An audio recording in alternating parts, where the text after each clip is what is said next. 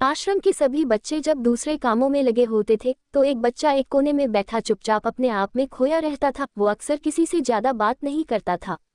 आश्रम की सभी जिम्मेदारियां पूरी करने के बाद जहां सभी बच्चे पूरे दिन की घटनाओं की चर्चा करने लगते, वहीं पर शांत रहने वाला बच्चा एक बरगद के पेड़ के नीचे बैठकर ध्यान करने लगता। सभी बच्चों को आश्चर्य होता था क्योंकि उसका कोई दोस्त नहीं था। वो अक्सर आश्रम में अकेला ही घूमता रहता था। ये देखकर उसके गुरु को बड़ी प्रसन्नता होती थी। उसे लगता था कि कोई तो है आश्रम में जो मौन यानी कि चुप रहने की ताकत को समझता है, उसके महत्व को समझता है। आश्रम के बारे में जब भी कोई जरूरी निर्णय लेना होता उसकी राय जरूर लिया करते थे, लेकिन यही बात गुरुजी के एक दूसरे शिष्य को बड़ी खटकती थी।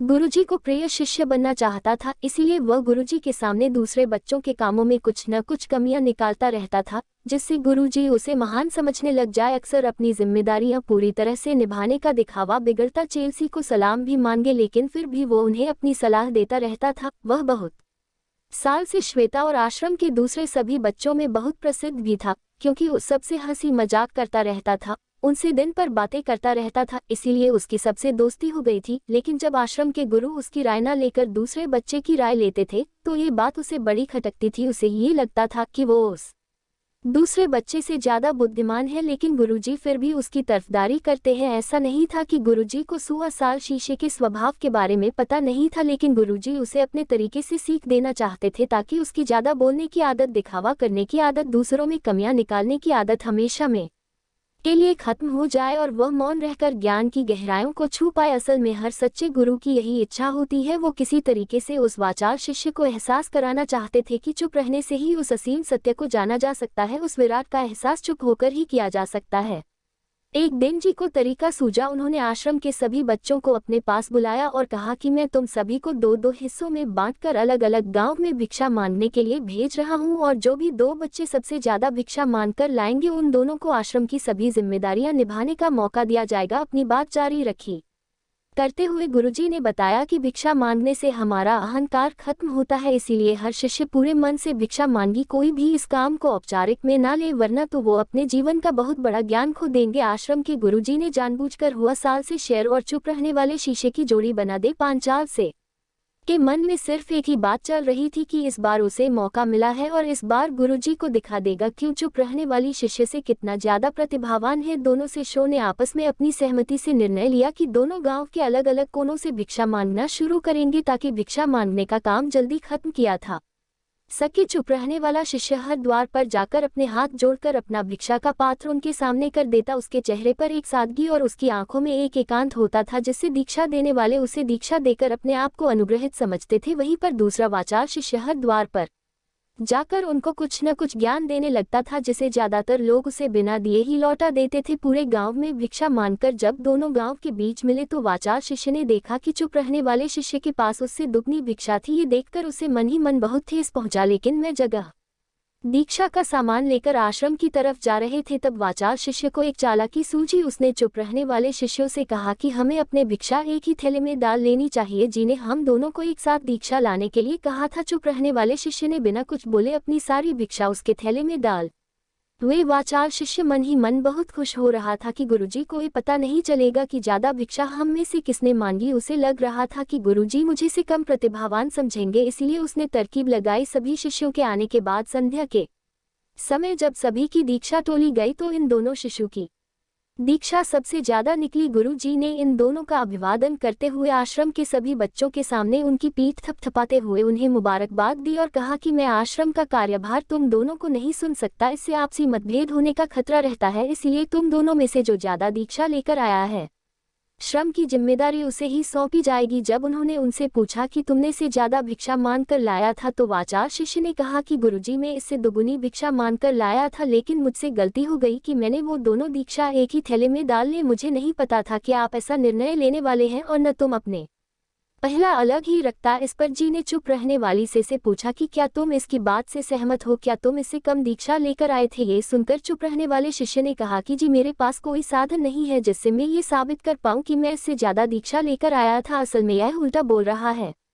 दुगनी दीक्षा लेकर आया था, यह मुझसे आधी दीक्षा लेकर आया था और इसी ने ही मुझसे भिक्षा एक थैले में डालने की बात कही थी। आश्रम से कुछ दूरी पर एक पहाड़ी थी जिसके पीछे सूरज अभी अभी संध्या के समय ढल रहा था। गुरुजी को तो पता था कि सच कौन बोल रहा है, लेकिन बाकी बच्चों के सामने सच साबित करने के लिए उन्होंने उन दोनों से सवाल पूछा कि पीछे पहाड़ी पर तुम्हें क्या दिखाई दे रहा है। ये सुनकर वाचाल शिशु झट से बोल पड़ा कि गुरुजी, पहाड़ी के पीछे सूरज अपना रंग बिखेर रहा है, आसमान में लालिमा छाई हुई है, ये बहुत ही सुंदर दृश्य है। वो तो और भी बहुत कुछ कहना चाहता था, लेकिन ने उसे चुप करते हुए दूसरे शीशे से जवाब जानने के लिए जब उसकी तरफ देखा तो उसकी आंखों में आंसू भरे हुए थे। श्रद्धा, भक्ति और प्रेम से उसकी आंखें भर आई थी। गुरुजी को से पूछने की जरूरत ही नहीं पड़ी।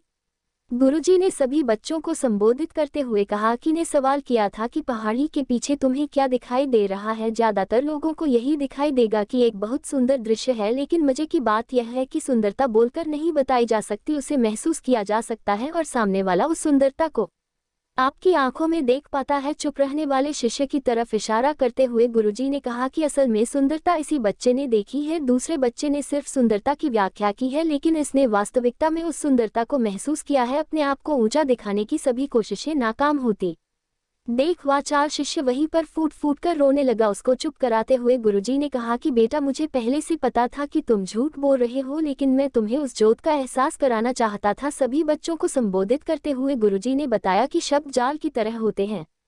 हमारे ज्यादा बोलने की वजह से बहुत सारी समस्याएं पैदा होती है। जब कोई आदमी एक बात को बड़ा चढ़ाकर बोल देता है, दोषी सिद्ध करने के लिए उस शब्दों के जाल में फंसता चला जाता है और इसी वजह से अंतर्मुखी होने की बजाय वह बहिर्मुखी होता चला जाता है। वहीं पर जिस भी व्यक्ति को अपनी अंतर यात्रा करनी होती है, उसे सबसे पहले चुप रहना सीखना होता है। जरूरत से ज्यादा बोलना या फिर हर वक्त बोलते ही रहना, ये सब हमारी अंतर यात्रा में बाधा बन जाती है। जब आप चुप रहने का अभ्यास करते हैं तो आप अपने साथ वक्त बिताने लगते हैं, जिससे कि आप अपने एकांत को जान पाते हैं। और एक बार अगर मन में एकांत स्थापित हो जाए तो आपकी आंखों में, आपके चेहरे पर वो सादगी, वो एकांत, उस स्पष्टता की झलक, सब कुछ सामने नजर आने लगता है। कुछ साबित करने को नहीं रह जाता, कुछ बताने को नहीं रह जाता, सब कुछ आंखों में देखा जा सकता है। चुप रहने वाले शिष्य की तरफ इशारा करते हुए गुरुजी ने कहा कि अभी जो दृश्य इस बच्चे ने देखा वो ज्यादा बोलने वाला आदमी कभी नहीं देख पाएगा।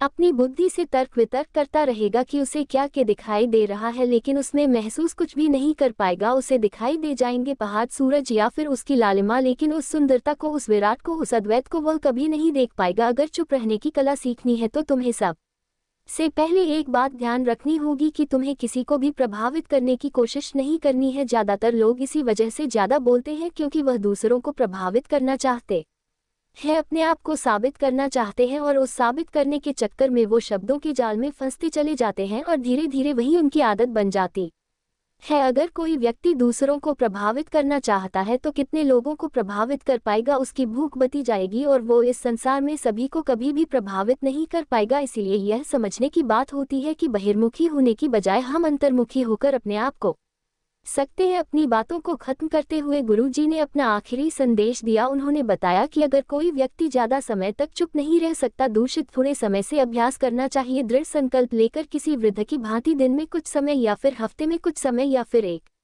चुप रहने का अभ्यास जरूर किया जाना चाहिए। इससे हमारी चुप रहने की आदत धीरे धीरे खुद ब खुद पनपने लगती है, क्योंकि एक बार जब हम चुप रहने लगते हैं तो हमें चुप रहने का आनंद पता चल जाता है। उसके बाद हमें प्रयास नहीं करना पड़ता, बल्कि हमारा मन आनंद की तरफ अपने आप बढ़ पता चला जाता है। चुप रहने की कला सीखने के बाद आपकी बुद्धिमानी और आपकी स्पष्टता दोनों में बहुत ज्यादा फायदा होगा। वास्तविकता में जिसे दर्शन कहते हैं वो मौन रहकर ही किया जा सकता है। इसके बाद सभी बच्चों से कुछ में चुप रहने का संकल्प लेकर गुरुजी ने अपनी बात खत्म कर दी। और दोस्तों, अगर आपको मेरी वीडियो अच्छी लगती हो तो लाइक करें, सब्सक्राइब करें, शेयर करें।